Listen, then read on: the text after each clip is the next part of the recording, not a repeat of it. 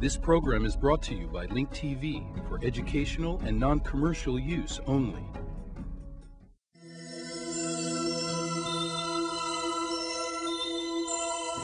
Mosaic, a daily news program from Link TV, presents a selection of news reports from independent and state-controlled broadcasters from throughout the Middle East.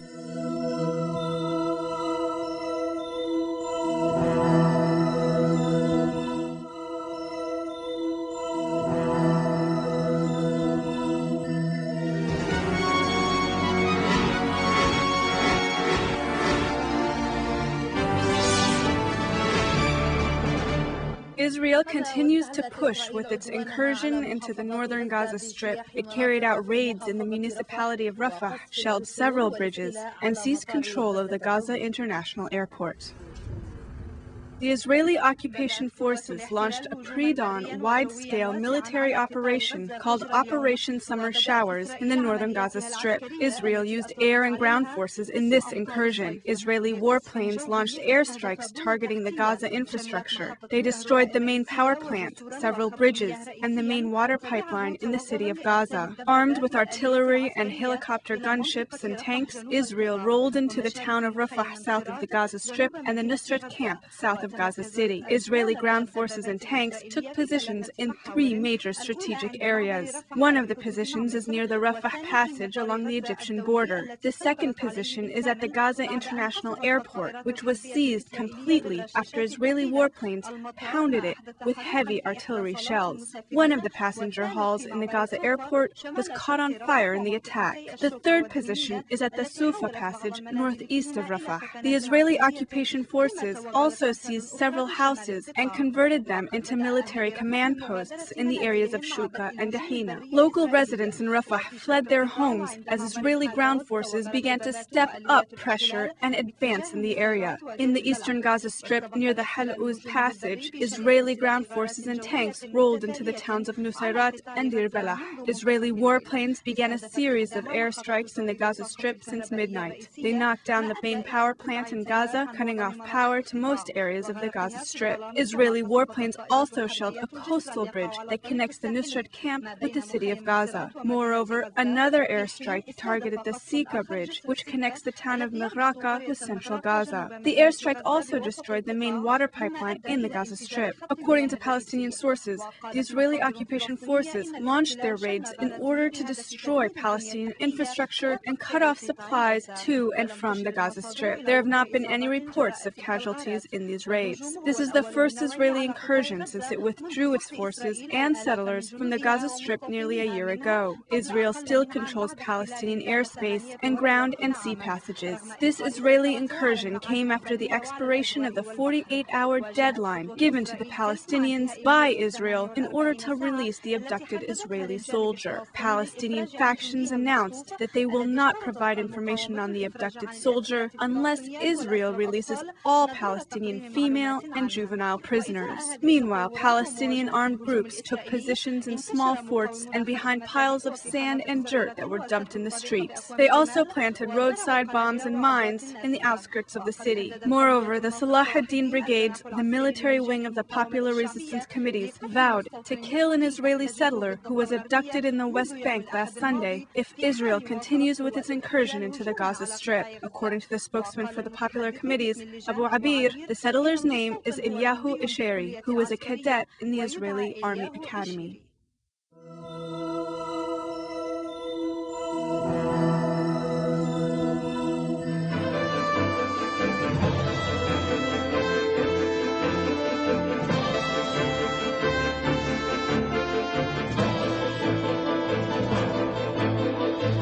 Pleased to welcome to our studio Dr. Ehud Kissin, advisor to the Prime Minister. Thank you, Ranan, for being with us. Help us understand, how is this military operation in Gaza going to obtain the release of the captive soldier?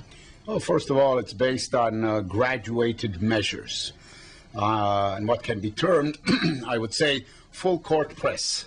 Like in basketball, you put pressure on the full court and you apply the right pressure at the right time and you wait for a response. What is the response idea? Is one thing, to seek the safe release of Gilad and returning him back to his family. Do you expect a response from the Palestinian people? Do you expect them to pressure their government to give him up? What is the response that you're expecting? I think it's quite clear that the shots are being called from Damascus and probably some of them from Tehran.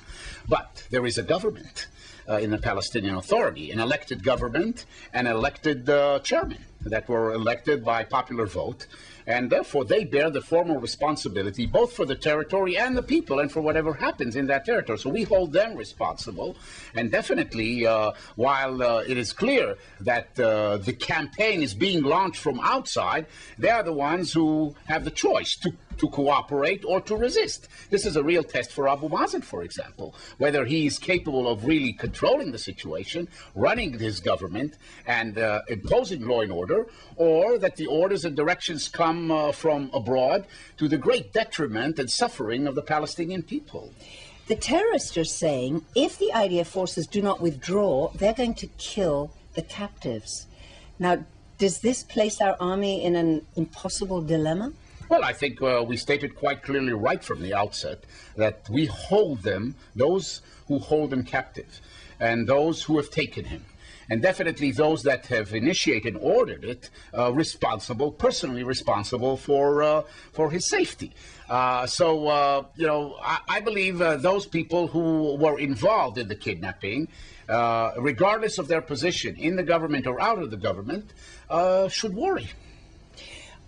Do you still expect, does the government still expect, does the Prime Minister still expect the international pressure that's being applied around the world to produce results, or does the beginning of this military operation mean that the government has lost hope in the diplomatic efforts and they believe the only possible solution is military?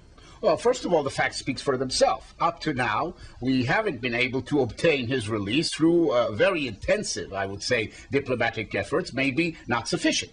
And therefore, we're applying other measures.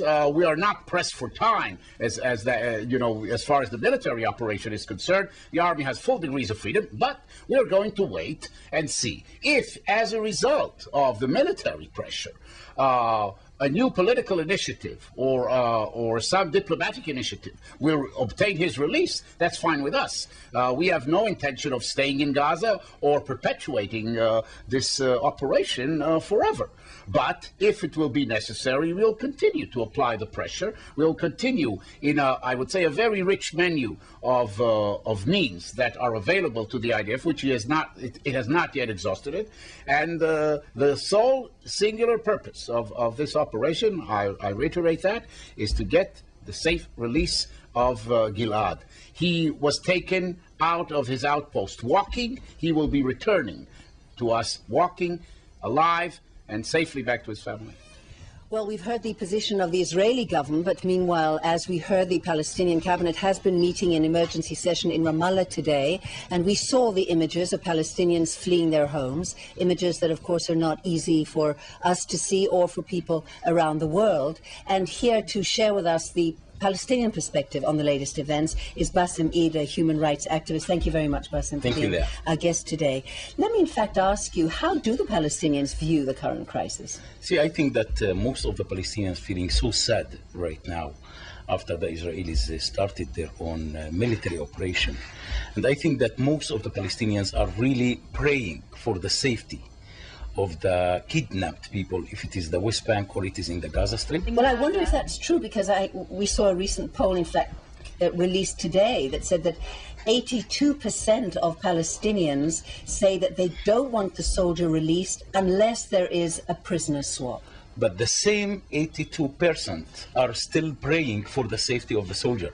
And I think that we noticed some demonstrations in Hebron, as an example, today, asking the kidnappers to take care about the soldier, and of course demanding Israel to release more Palestinian prisoners. I think that Israel just hurry up with its military invasion right now in Gaza, and in my opinion that Israel didn't give enough time for the diplomatic initiatives to be more involved and more interfered in terms to bring for the release of the soldier. But when you talk about diplomatic initiatives, if it's true that Khalid Mashal is calling the shots from Damascus, what he wants is precisely the bloodshed, the ongoing crisis. That's what he wants. No pressure in the world is going to change that. So what possible diplomatic outcome could we hope for? I think that the Mish'al story is something else, which I believe that the Palestinians really becomes very angry on Mish'al, if really Mish'al already gave such kind of orders. Secondly, we are not under the rule of Mish'al today in Gaza. I think that in Gaza you have over than 1.5 million civilians, totally innocent, which they are not deserving to explode the electricity station yesterday night. I think that the Israelis also should have to take into its consideration the international humanitarian law and to take care about the Palestinian civilians in Gaza. Not all of the Palestinians in Gaza are terrorists. But you know, Bassem, I think you're absolutely right about that. But somehow the Palestinians have this gift, and Ra'nan Kissin referred to that. Palestinians come and murder us, hijack our soldiers, fire Qassam rockets at our towns, and they have the gift of somehow always appearing to be the victim. Are they really the victims? I think that we, the Palestinians, no doubt that there are victims, no doubt that there are innocent people. I think that we are today living in a huge chaos. Unfortunately, neither Abbas nor Hamas government succeed until now to keep the Palestinian street under any kind of order, which means that we already failed. But that shouldn't have to push Israel for more destroying or for more killing towards the Palestinians. Let us pray, all of us, Israelis as Palestinians, for the safety of the 2 kidnapped Israelis in the West Bank and in the Gaza Strip.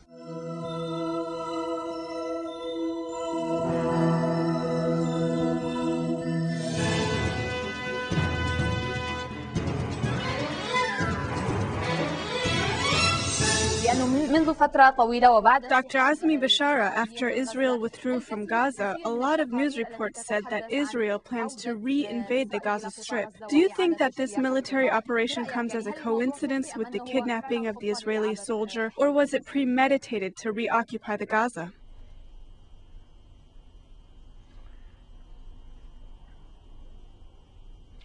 تدعي إسرائيل أن الموضوع لإنقاذ الجندي وحتى على لسان رئيس حكومتها. نحن تعودنا أن يتم الكذب بهذا الشكل وبهذه The Israeli Prime Minister lies by saying that this military operation is being conducted to rescue the life of the soldier. We have gotten accustomed to hearing such lies. They look you in the eyes when they lie about the Israeli soldier. Unfortunately, some Arabs repeat Israeli claims as if they are parrots, as if the Israeli government greatly values the life of its soldier. Whether or not the Israeli soldier was taken as a hostage or war prisoner, the Israeli government would have still conducted this military operation in Gaza. The Israeli disengagement plan from Gaza includes incursions and airstrikes. This is what the plan calls for. The disengagement plan was marketed internationally on the premise that if the Palestinians still carry out operations after they are imprisoned inside Gaza, then this would be a justification for Israel to launch intensive airstrikes on the Gaza Strip. However, they do not want to reoccupy the Gaza Strip. They believe that they were relieved from the responsibilities of occupying Gaza, but the Palestinian people are still not free from occupation. من هذا الاحتلال دون أن يتحرر الشعب الفلسطيني من الاحتلال.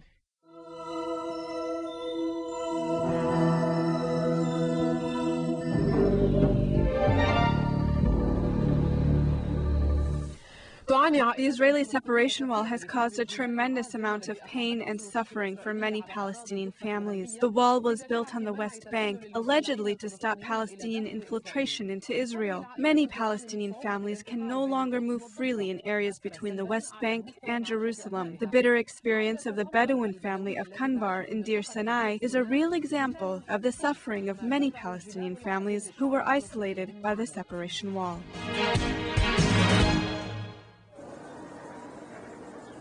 يرون الحرم القدسي الشريف بالعين المجردة لكن وصولهم إليه أصبح بعيد المنال. The Kanbar family in Deir Sinai in East Jerusalem near the town of Abu Dis can see the Holy Aqsa Mosque with a naked eye, but they cannot reach it due to the separation wall. This family's life has been turned upside down after the Israeli separation wall was built. A wall which was built on large areas of Palestinian land isolated many Palestinian towns and cities from one another. The Bedouin family family of Qanbar lives in an area that is located between a military zone with a security gate used only by military personnel and between the separation wall. Isa Qanbar, who works in the West Bank, can no longer do so due to the separation wall, which reflected negatively on the family's standard of living.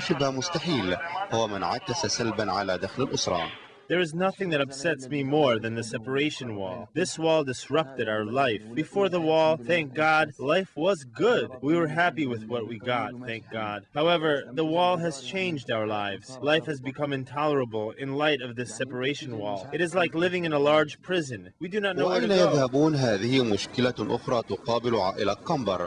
Many members of the Qanbar family carry West Bank identification cards. According to the Israeli Authority, Deir Sina, which was annexed to Jerusalem in the aftermath of the war of 1967, was separated from the town of Abu Dis. Israel granted Jerusalem identifications to only 8 members of the Qanbar family. However, 119 members were granted only West Bank identifications. Therefore, they were rendered undocumented residents of Jerusalem, and they cannot move freely in East Jerusalem. Meanwhile, the International Committee of the Red Cross intervened on behalf of the Qanbar family and asked the Israeli Authority to grant it a special status, which would allow family members to move freely between the West Bank and East Jerusalem via the Zaytuna checkpoint.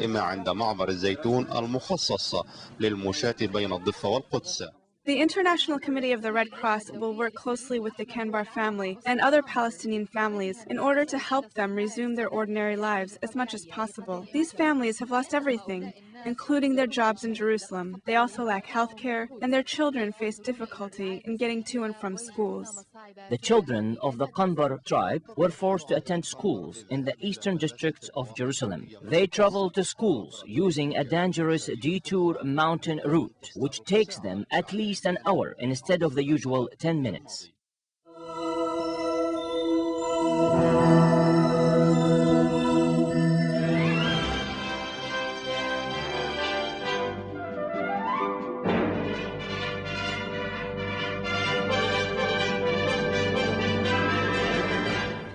In Iraq, the Iraqi National Security Advisor Muwaffaq Rubai announced the identity of the mastermind behind the attacks that targeted the shrines of Ali Hadi and Hassan al-Askari in Samara last February. Noor al-Maliki, the Iraqi Prime Minister, said that armed groups have contacted him as well as other government agencies. He said he is ready to have a dialogue and meeting with them. Meanwhile, 9 people were killed in various acts of violence in Iraq.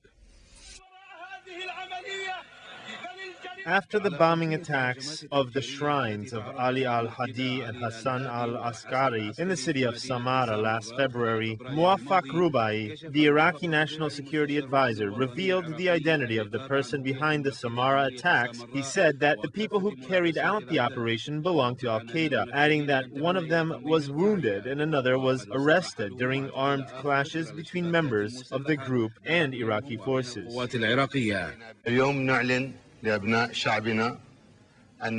Today, we are announcing to our people that the terrorist Haytham al-Badri, the leader of Al-Qaeda in the province of Salah ad-Din, planned and executed the explosion of the shrines of the 2 imams, peace be upon them, in Samara on February 22nd of this year. In new political developments, Iraqi Prime Minister Nouri al-Maliki announced that armed groups have communicated with him and other government agencies. During these discussions, the groups expressed their desire to become part of the political process. I am very optimistic. I can confirm that many people, including those involved in acts in the name of resistance or in military operations, called us directly. Some of them called other government officials. They want to become part of the political process and give up their weapons. We encourage them, and we will continue to encourage all the forces that want to contribute in building their nation. ميدانيا فقد الجيش الأمريكي أحد جنوده متأثرا بجروح أصيب بها خلال عمليات. On the ground, a U.S. soldier died of wounds sustained in clashes during military operations in the Anbar province. The Iraqi Ministry of Manufacturing announced that 11 of its employees were killed. They were kidnapped kidnapped last week in Taji, north of Baghdad. Meanwhile, there was an escalation in violence in various areas in Baghdad and outside the capital, killing and wounding many people, including children. There were also kidnapping operations. 2 unidentified bodies were found south of Iraq. The most violent of these incidents took place in Bakuba, where a booby-trapped car exploded in a popular market in the city, killing 3 Iraqi workers. Not far from Bakuba, and right before the morning prayers, unidentified armed assailants launched mortars on a mosque in the city of Shahraban. There were no casualties, but the explosion set fire to the mosque, a nearby bank, and about 20 commercial stores. Why are they bringing booby-trapped cars to Bakuba? Do not explode booby-trapped cars amidst the people. Enough devastation. Enough. The political developments, along with the National Reconciliation Initiative, open the door to a new phase, with the hope that this phase will end in peace and stability throughout Iraq.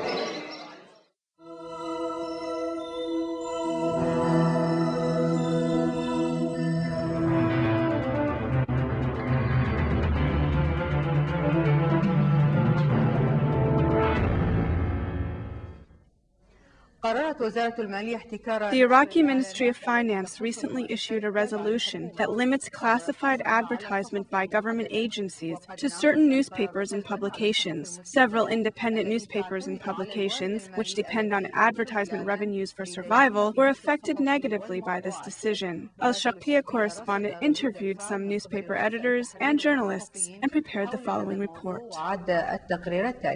The new Iraq is going through many positive changes, including the spread of independent newspapers and publications. Many of these publications rely heavily on advertisement revenues as a way of survival. The newspapers use the money generated from advertisements to pay employees, overhead, and other publication expenses. The Iraqi Ministry of Finance has recently issued a resolution that limits classified advertisement by government agencies to certain newspapers and publications. Many independent newspapers and publications were affected negatively by this decision, which may also affect the Iraqi press at large.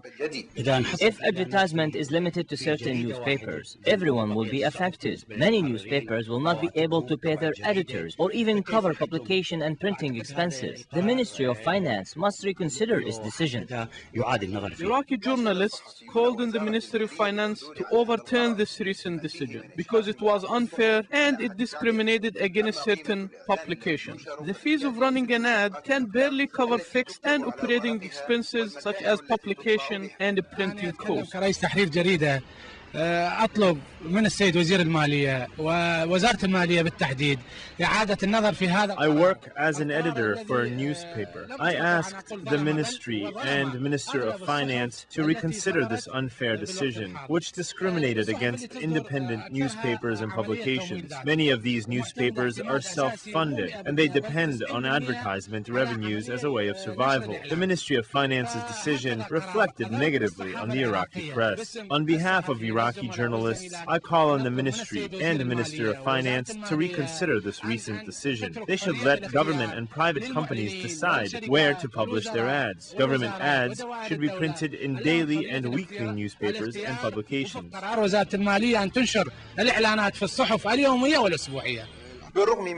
The Iraqi Journalist Guild intervened and offered a solution to the problem. It asked the Office of the Prime Minister for permission to preside over the advertisement agency. The Guild will equally distribute government ads to newspapers and publications. However, the Office of the Prime Minister rejected the Journalist Guild's appeal. فوجئت نقابة الصحفيين العراقيين بقرار وزارة المالية The Iraqi Journalist Guild was surprised by the Ministry of Finance's decision limiting government advertisement to certain state-sponsored newspapers and publications. We do not know which newspaper they are talking about. Is it the Sabah newspaper or is it the new advertisement sheet? The Iraqi Journalist Guild was dismayed by this decision. We filed an appeal at the Iraqi office of the Prime Minister asking him to cancel the new advertisement sheet and let the Guild preside over government advertisement services. States. من خلال نقابة الصحفيين وتوزيعها بالتساوي إلى جميع الصحف. The Minister of Finance should form a special committee that will be in charge of distribution government ads to newspapers and publications. It should also draft plans to combat administrative corruption in government agencies and cut down on expenses.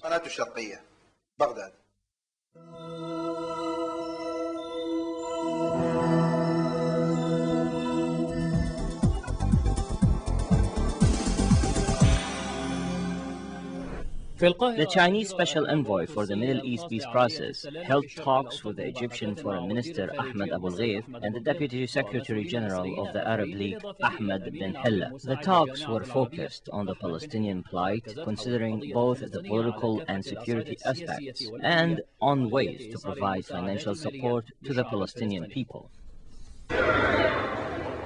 The Chinese Republic is conducting intensive political maneuvering in the Arab world in order to strengthen its role in Arab issues that have attracted international and regional attention. Also, to break the U.S. monopoly on the peace process in the region. The special Chinese envoy for the Middle East peace process, Sonli Khan, conducted important negotiations in Cairo with Egyptian Foreign Minister Ahmed Abulghait about the new developments in the Palestinian areas and the latest Israeli military impacts on the peace process. They have also discussed the efforts that need to be exerted to revive the peace process. Ahmed bin Hilla provided the Chinese special envoy with details about the latest developments concerning the Palestinian plight and the inhumane practices that Israel has been using against the Palestinian people. Bin Hilla also elaborated on the role that the UN could play in relation to the issue.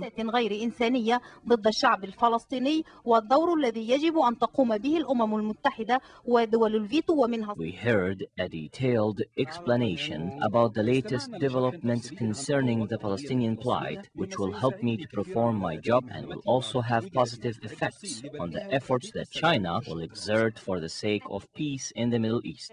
The Deputy Secretary General of the Arab League, Ahmed bin Hilla, said the new Chinese political maneuvers in the Middle East provide an opportunity to explain to Beijing the risks involved if the situation deteriorates further.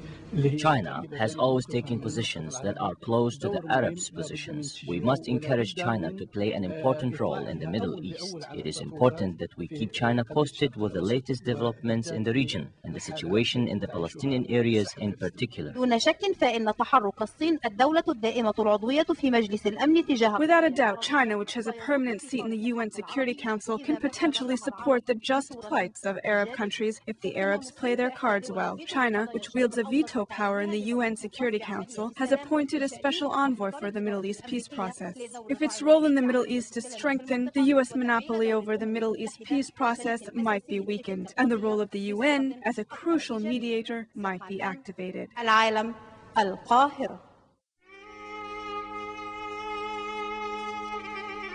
The views expressed on Mosaic are not those of Link TV or its sponsors, but of the broadcasters themselves.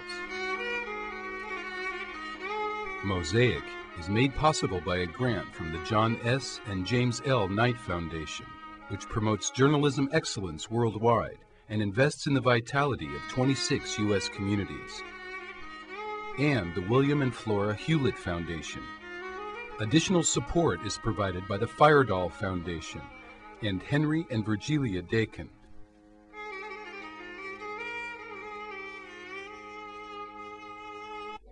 This program was brought to you by Link TV for educational and non-commercial use only. Link TV is the only U.S. television network devoted to global and national news, with uncompromising documentaries and diverse cultural programs which connect you to the world.